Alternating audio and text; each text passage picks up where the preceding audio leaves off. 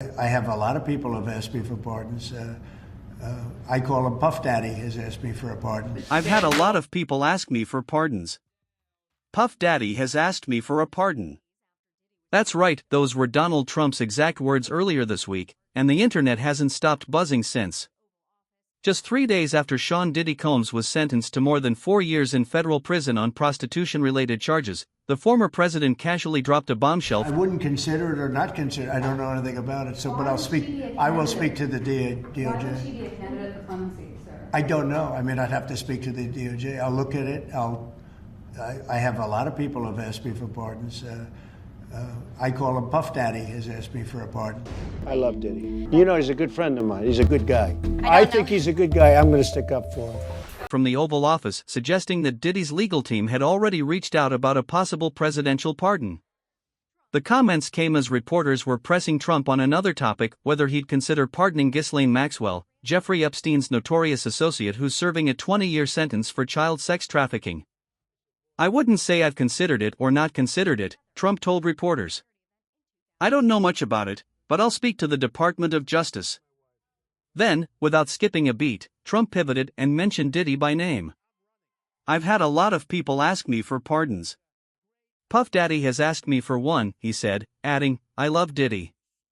He's a good friend, a good guy, I'll stick up for him. Trump's unexpected comments immediately reignited interest in his decades-long relationship with the hip-hop mogul, a friendship that stretches back to the late 1990s. Back in the day, both men ran in the same elite circles.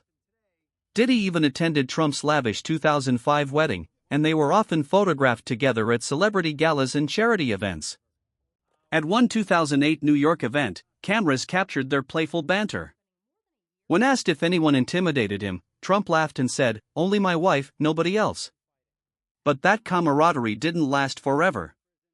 When Trump launched his presidential campaign in 2015, Diddy, like many in Hollywood, distanced himself.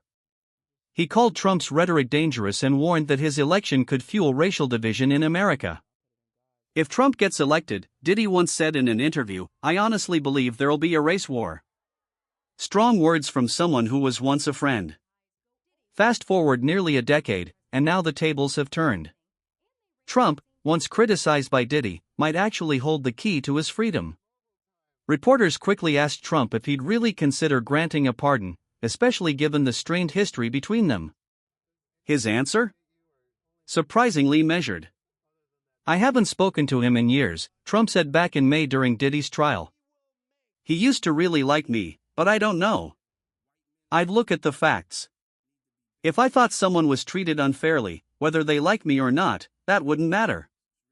Meanwhile, Diddy's legal team isn't waiting around for political favors. They've already announced plans to appeal his conviction, claiming the judge acted as a 13th juror and overstepped by questioning the jury's decision. We strongly believe the court's actions were unconstitutional, Diddy's attorney told reporters outside the courthouse. We're not done fighting. We won't stop until he walks out of prison a free man.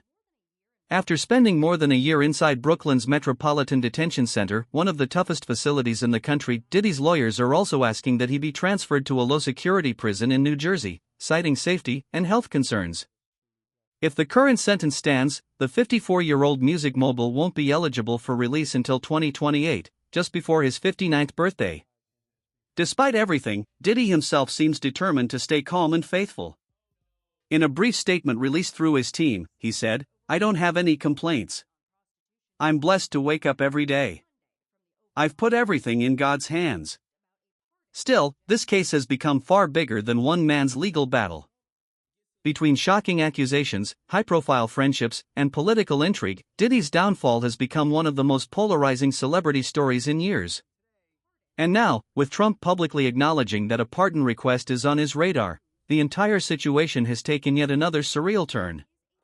Could a future President Trump really step in to help his former friend? Or is this just political posturing meant to stir headlines? Only time will tell, but one thing is clear, the intersection of power, fame, and politics has never looked more unpredictable.